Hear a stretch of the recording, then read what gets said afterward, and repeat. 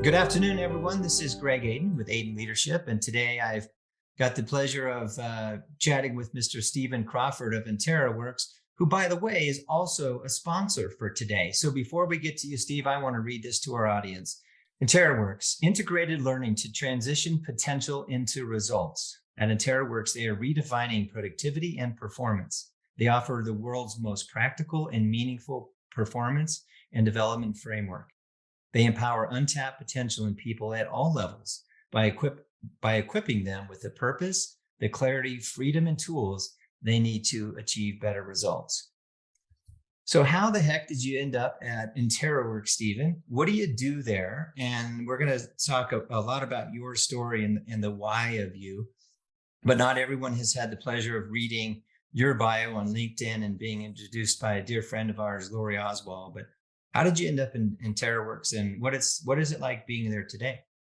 It's fantastic. To answer the last question first, I love working with people that have the same heart for service that I do, coupled with fantastic programming.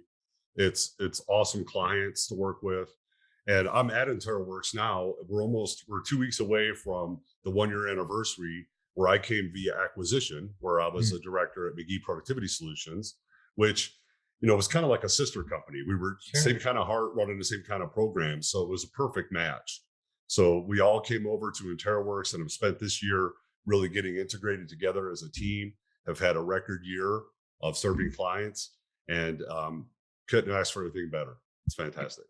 And describe for the audience when we see director, relationship lead. I mean, I see it as sales and development, but what does it mean to be the relationship lead at a company focused on productivity with worldwide companies? Great question. So, as you read there, I wear a lot of hats. So I'm the director. So the consultants, relationship leads report to me. So I have a responsibility in leadership and serving Lori on the leadership team and having staff that are direct reports for me. But I'm also a relationship lead myself, which means that I manage accounts. Great. And in managing those accounts, those clients, it's about continuing the relationship with your key contacts there. It's about coordinating all the work and delivery that we do there. And I also am a delivery consultant. So some of the programs that we offer, I actually facilitate myself, whether it's best year yet, strategic team planning, team accountability, like more group, big team, impactful, consultative type stuff, Sure. or any of our training programs, as well as executive one-on-one coaching focused on that life work synergy and productivity for the individual. Life work synergy. Stay right there. I believe that most of the people who have been in kind of this space, either in it or out of it, but there's this buzz phrase that's been going around for probably a decade now: work-life balance. What's your view on work-life balance? And try to convince me that you have four eyes and two hearts and four ears, please. Absolutely. Work-life balance to me is something that's unattainable. And the reason I say that is twofold. Number one, it says work life. So right there, it's implying that you're trying to fit your life into your work. And Amen. it should be the other way around. Work should be part of our life. Hmm. And that's what our programs impact. And then the word balance implies there's equity here. And I think we can all agree long gone are the days where we work 8 hours, we sleep 8 hours, we play for 8 hours. That's just not the world we live in right now. So I like to think of it as life work synergy. And what's synergistic for me might be different than synergistic for you, Greg, or any of your Yep. listeners. And what's synergistic for me today might be different than it is for me tomorrow. So a prime example, if I pulled up my calendar right now, you'll see that I had a client call that started at 3 a.m. my time yesterday. Okay. I said yes to that weeks ago. And because I said yes to that and it was on my calendar, I was able to build my synergy in for the rest of the day. I didn't work from 3 in the morning till 6:30 at night. That's ridiculous. So I took a longer lunch to give myself some recovery, and I shut it down like at 4 o'clock in the afternoon. Yeah. So I still put in a full work day, but I was able to build in my synergy to support how I was supporting my clients. And in this case, one of my colleagues, who is a relationship lead for that client, I was actually delivering the work on his behalf. Beautiful. I want to, I'll mention this again later, but I get so tired of work-life balance, and I'm out of balance, and he is making me do this, she's making me do Mhm. this, referring to their boss or their spouse, or God forbid, their kids are running their lives. But I giggle. I have a grin on my face because it's so refreshing to hear a grown man who's been very successful with an organization that serves global accounts around the world understand what it really is all about. Yep.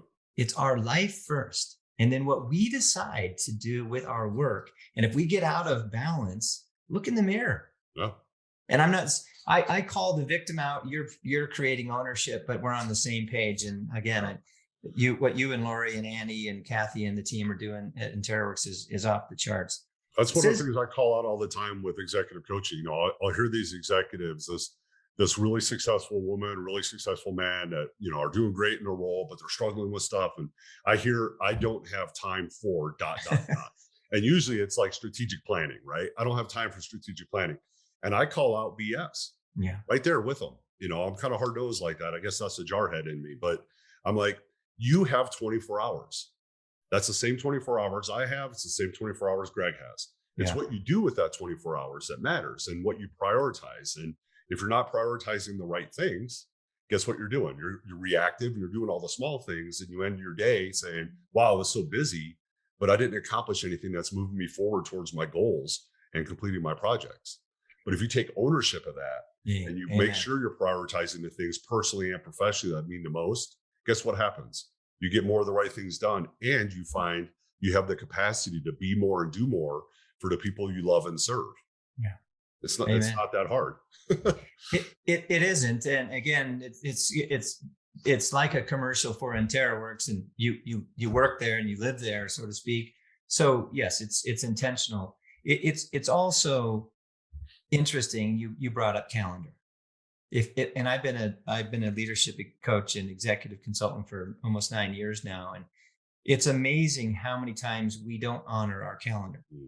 In fact, it's amazing how many clients I come up to, or the teams and the organization and the people don't even know how to work their calendar.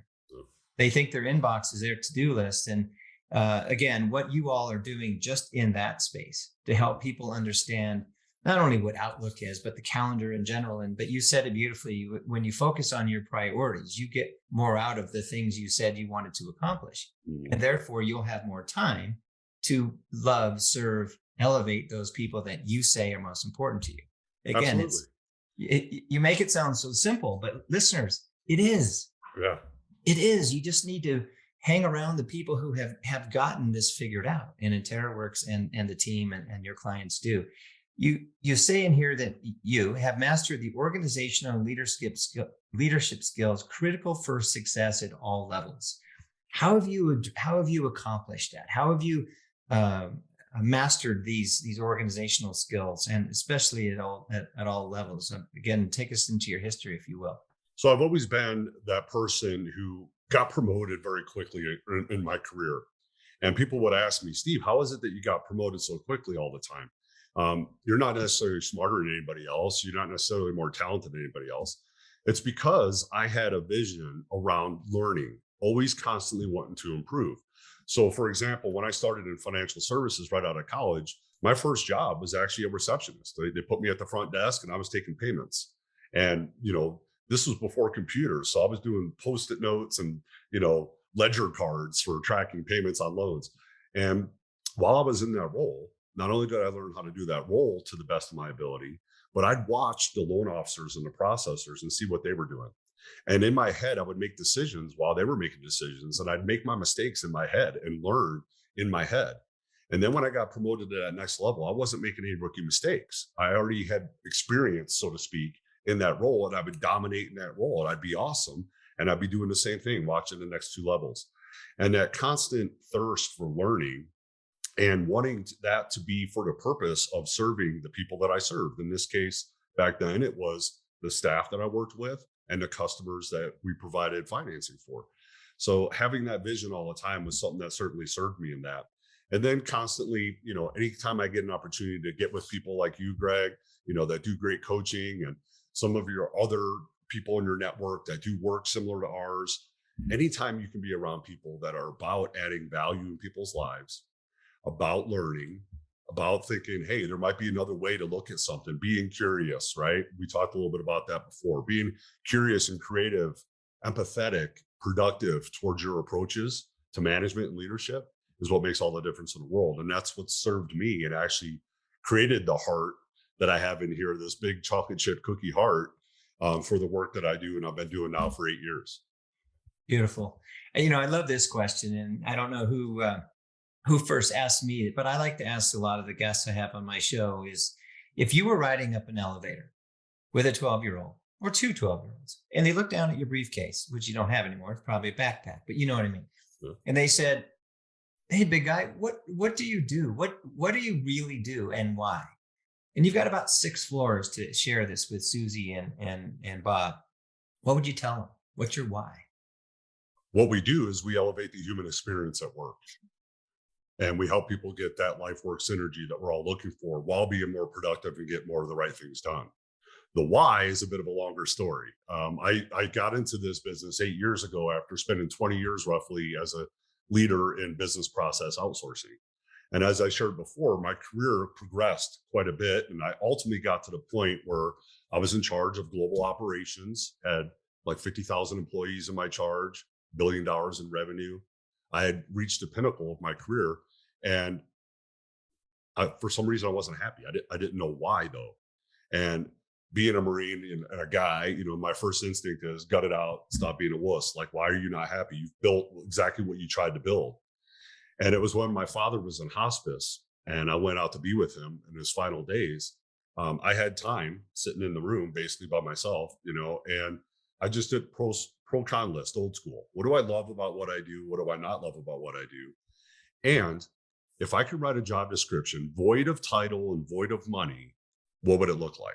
Mm-hmm. And when I did that exercise, it just lit me up because I realized what was missing. What was missing was the mentorship and development, the adding value in people's lives. And in my career, I'd always had that because when I was a manager, I had my team. When I was a VP, I had my managers. When I was an SVP, I had my VPs. I was always mentoring and developing people. And I got to such a level that all my time was spent with the board and with the C-level men and women of my client companies. And that's what was missing. I wasn't pouring myself into people. I wasn't doing anything to add value in people's lives. I was just a money-making machine. So it was right there sitting next to my father in hospice that I decided I'm done. And I called up the board that I reported to and said, hey, I'm not going to mess around with FMLA. I'm just letting you know I'm going to resign. I'm moving on to something else. And they were really gracious. They said, Steve, we understand. Yeah. One condition, we'll accept your resignation. And that is when you decide to get back in the workplace, you'll consider us because we'd love to have you back at any level you want to come back at, which was very beautiful. But I went on a search. I said, I want to find a smaller company that I can make a big impact on, help them grow, and serve people every single day and make an impact in their lives. And I found it when I joined McGee Productivity Solutions, and it continues to grow even more now that we're part of Interaworks. Yeah. Well, I tell you, it's like talking to a mirror. Not everyone on this listening today knows my story, but in 2014, I made the same decision. But in 2011, I was 18,000 feet up a big mountain in Argentina with, ironically, Steve McGee, Sally's former partner. Yeah. And yeah, I made a huge decision. And I don't know that you said the word, but everything you said about your why led to something that you wanted and you had probably before, and it was purpose. Yeah. And I believe today I'm looking at a man who has incredible purpose, not only for himself, but all the people around him. And especially you're aligned with a company that has amazing purpose. Yep. And, we'll recap some of the things you said there too. You paid me a dear compliment about working with people and adding value in their life. And I do. And thank you. And I love what I do. And I've also decided that collaboration at the highest form is my joy. So bringing people together who are better than I am at everything that they do, but they need somebody like a catalyst to bring it together. So that's why I decided to create the Leadership Development Series. And this is part 3 coming up in February. And again, I want to thank you, Steven Crawford, and Interaworks, who will be a sponsor at the event as well, but for agreeing to speak. So I'll just kind of segue into this big question I've been dying to ask you. Why did you decide you wanted to participate in the Leadership Development Series, and what might be special for an experience with you? Well, thank you, first of all, for the invite. we've got a history with you at Interaworks. So, that is part of it is, there's been great results from that. We've been able to connect with great people. We've been able to support you and you support us. And so there's a history there. But personally for me, I love standing in front of a room. That's a big joy for me. And I love being able to add value. And that you mentioned purpose before. If anybody ever asks me, what is your purpose in life? It's simply to add value to people, no matter what engagement I'm in. If it's the cash register person at the grocery store, if it's a gas attendant, if it's somebody that's in a class that I'm leading, I always go into any kind of engagement with the intention of adding value, whatever that might look like. It might be somebody just wants me to pray with them. It might just be a kind word and a smile, or it might be executive one-on-one coaching, right? So I think I can add value to this series by speaking a little bit about some of the things that we do at Interaworks in a way that people can walk away with stuff that they can actually implement right there that can add value for them. So that's why I'm excited. And that's why I'm really appreciative of the opportunity to join the leadership series.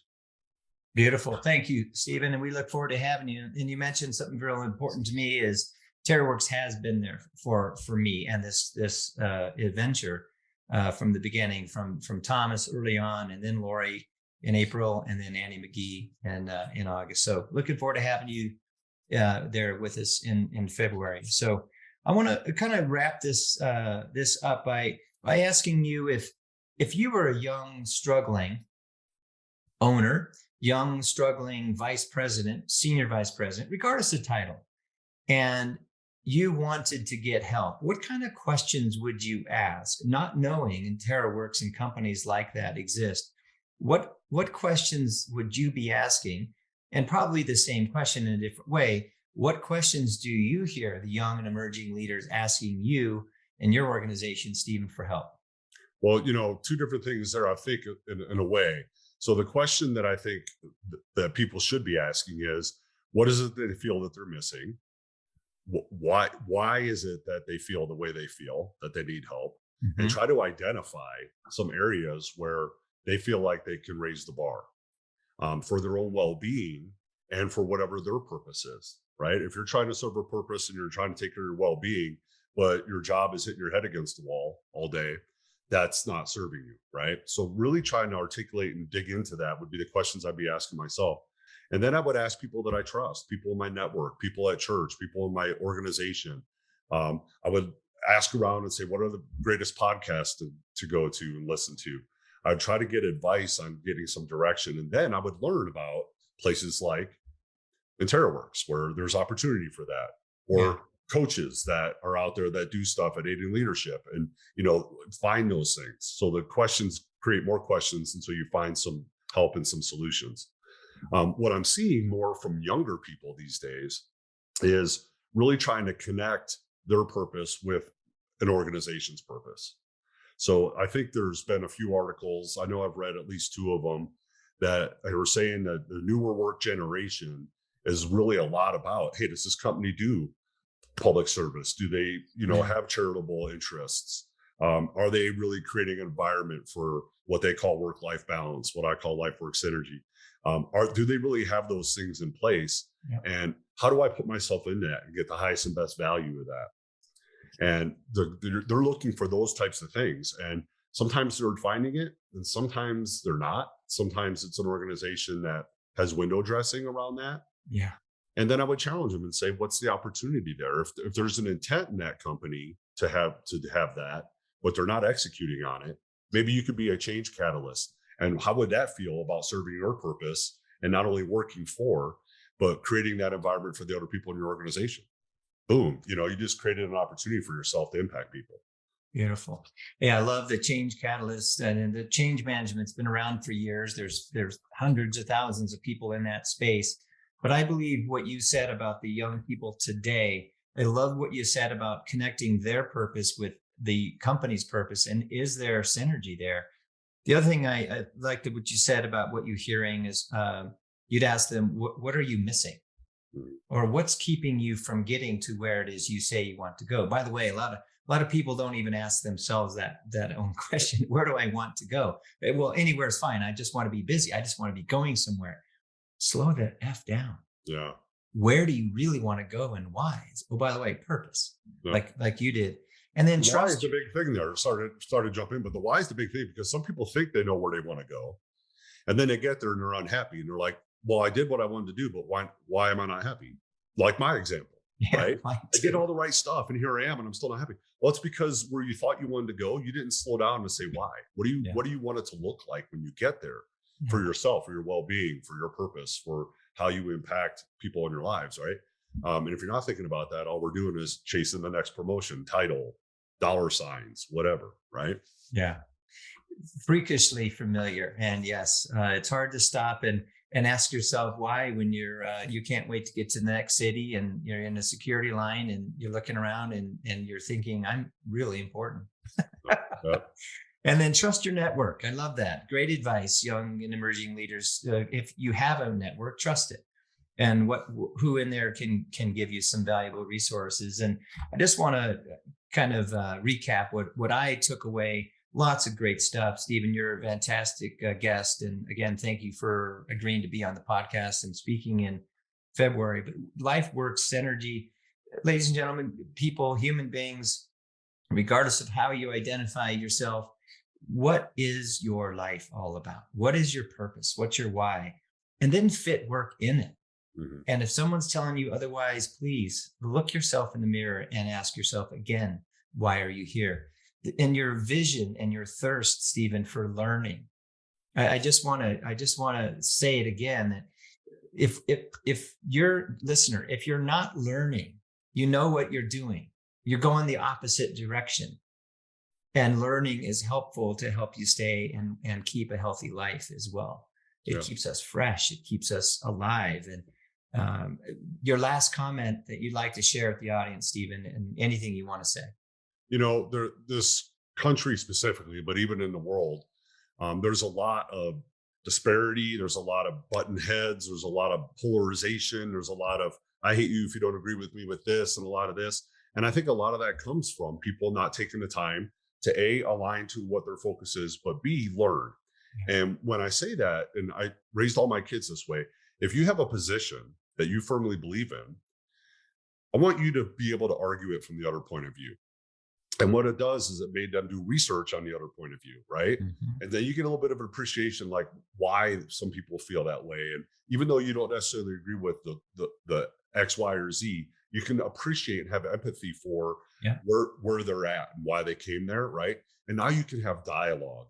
And if you're still firm on your position, it actually supports your argument because you know more about the other side of the argument.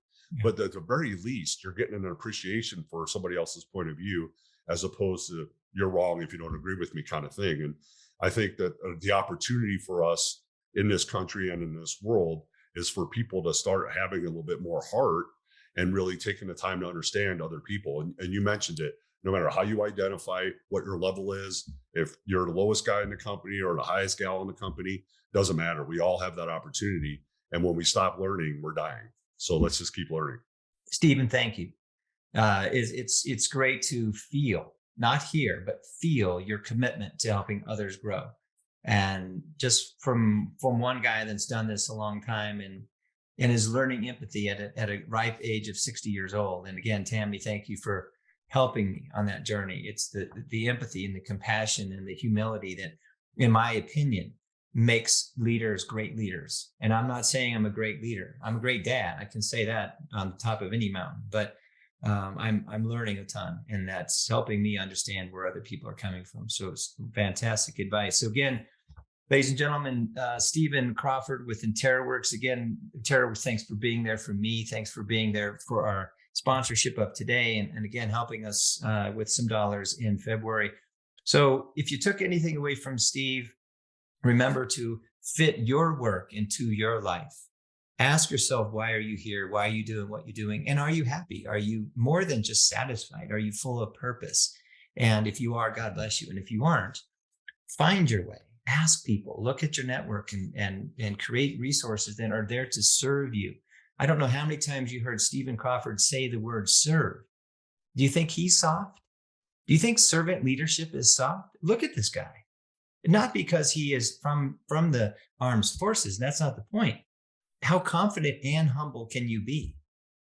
Steven, you're a great example of it. So Thank you again for being here again. This is Greg Aiden with Aiden Leadership. Go out and serve somebody. Ask questions. Find out where they're coming from. Try and understand their point of view. And you, again, like Steven said, you may not agree, but you'll be more intelligent next time you have to argue your point. If nothing else, you might look better, but you'll be more educated. So go out and be kind, be considerate, be as comfortable in your own skin as you can, and continue to grow and learn. So go on and have a great day, and God bless. Thank you.